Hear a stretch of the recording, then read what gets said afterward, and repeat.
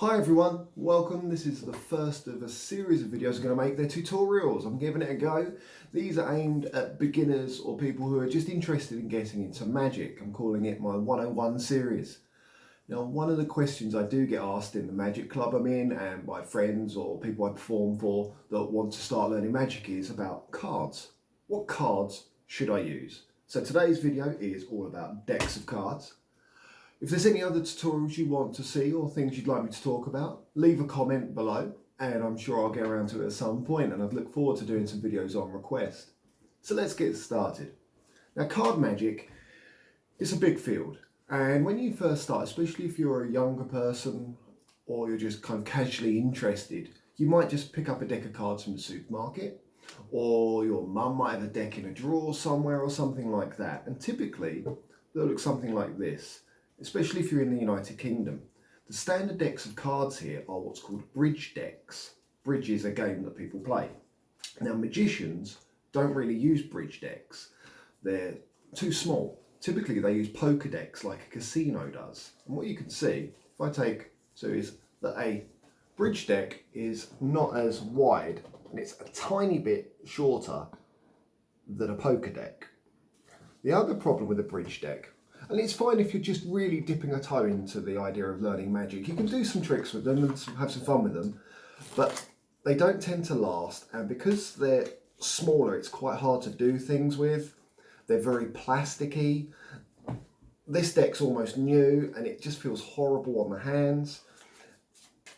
They're just not much fun to work with. And especially if you're going to spend hours of your life shuffling and trying out sleight of hand, you want a nice deck. So what I always say is to buy a deck of decent cards. Now, the Magician Standard, it's not the only brand, is these bicycle cards, typically known as rider backs. Now, they're not the only cards you can use. There are other cheap brands as well, such as Tally-Ho, B, Avatar. Any of them are fine.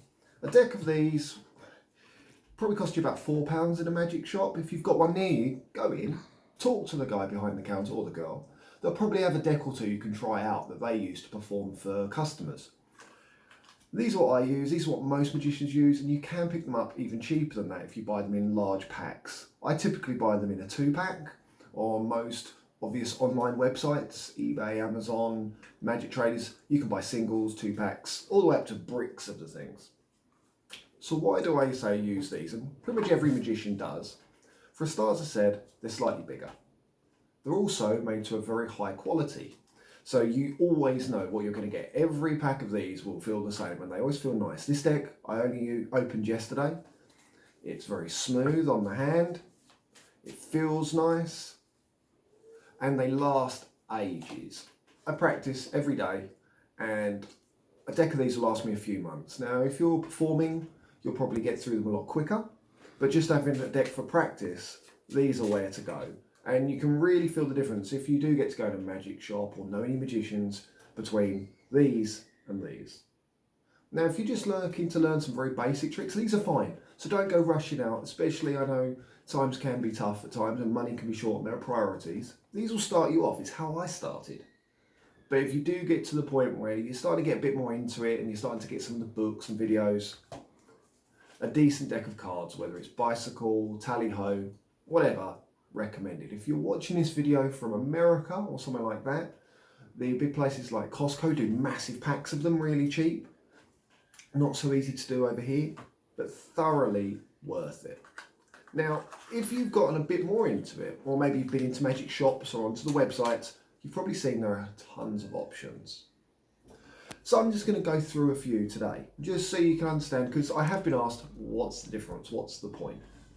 So first off, you get your novelty cards. Now I got this deck, theme park. I think they're bridge size. They don't look very professional, but they're the kind of things you'll probably pick up on holiday. And again, they're okay for practicing with. You don't mind so much if you drop them all over the floor. The first rule of magic is not don't share the secrets. That's the second rule. The first rule is you're going to pick up cards off the floor. Get used to it. We all do it. Even the best pros drop cards when performing. Okay, it just happens. So you've got your standard bicycle. Then you've got your fancy bicycle cards. Now this is a really old beat up deck I've got loads of decks of cards. This is my favourite deck, and they're called Shadow Masters. And I like them because I like the faces. Let's see if I can spread them out a bit for you. I like the picture cards, I think they look really cool. The Ace of Spades, wherever it is in there, is really nice. And I like the backs. Now this card I've used a lot. This deck costs about 2 to 3 times as much as a standard deck. I do find the quality is slightly higher, but mostly it's just I like them. I've got a few decks of these. It just feels really satisfying to perform with a nice looking deck. Now, the major brands do all sorts of decks. You can get what I consider quite a professional deck. In fact, I know a professional that performs with these. You can also get all the weird decks with like zombies and dragons on, or whatever you're into. I like a deck though that makes me look like a magician. So, and you can also get bicycle cards in different colours. So the standard deck, there's red, I've got blue, I've got gold, silver, green. So you can really tailor them to yourself and your personality, or even your outfit. So then we get a few of the other main brands out there. And so this is a deck of Kings by Illusionist. Illusionist make a lot of premium magic tricks. It's a really nice deck. They were designed by a guy you may know of called Chris Ramsey. Very pretty, fancy jokers, and all that kind of business going on. Really cool backs as well. These are more expensive than a standard deck. They are slightly higher quality. They are. The box, you get a nice fancy box with all the trimming. You just look really professional when using it. If you're starting out, you don't need them. I just like to have a few nice decks. If I get invited to perform at a friend's birthday, or I just want to do a video with something different in it, or whatever, it's nice to have something like these, but they are an optional kind of thing. But you do get what you pay for. They are a slightly higher quality, and everything else comes together with it.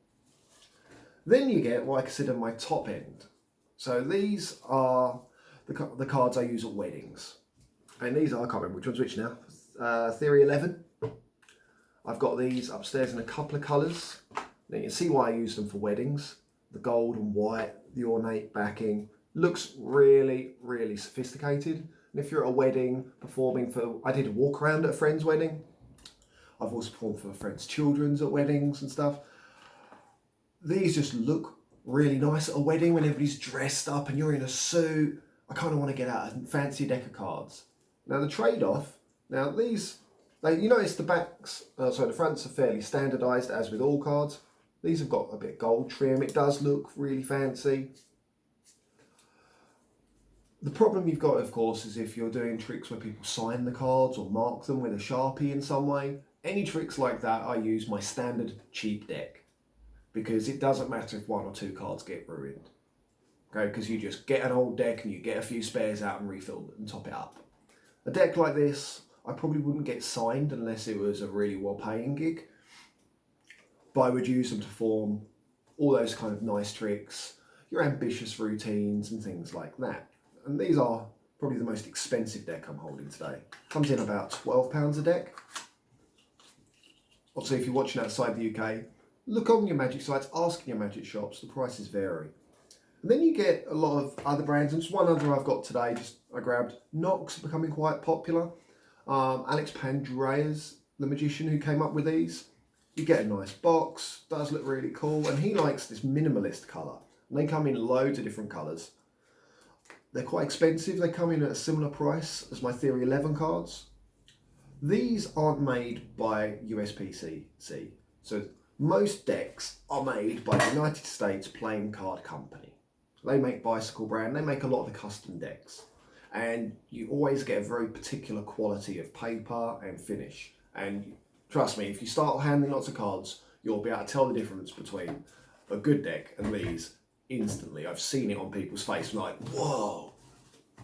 These are made in Taiwan, I think, and they look nice. They do. They're really nice. Certainly for cardistry, these would be great because that minimalist back does look quite cool. The finish is a bit different. These feel a bit more plasticky. Now, it's not necessarily a good thing or a bad thing, because they're a premium deck, they're well made, they last ages. It's just not my thing. I prefer the finish on USPCC cards. That isn't me slating these, it's just a preference. And that's why I say, if you've got a Magic shop near you, go in and try some out. These do last, they do feel really good. You can still do everything with them. Oh, this deck's stiff, this deck's hard. I only opened them yesterday. So that just gives you kind of a few ideas. So, to sum up, ultimately, you don't need to buy a fancy deck of cards. I would certainly buy a professional deck though, whichever brand you go for. This isn't me trying to advertise them, I'm not paid for it, but I do get asked this, what cards should I use? Go on your favourite websites, your Magic shops, try them out, get some decks, and then as soon as you can, get rid of the rubbish things like this. Trust me, you'll thank me if you start trying to learn all the fancy manoeuvres. Okay, so thanks for watching everyone. If you enjoyed that, hit subscribe down there for me, it really helps me out. And just let me know in the comments if you want me to do tutorials or other things anytime soon. Thanks for watching. Bye everyone.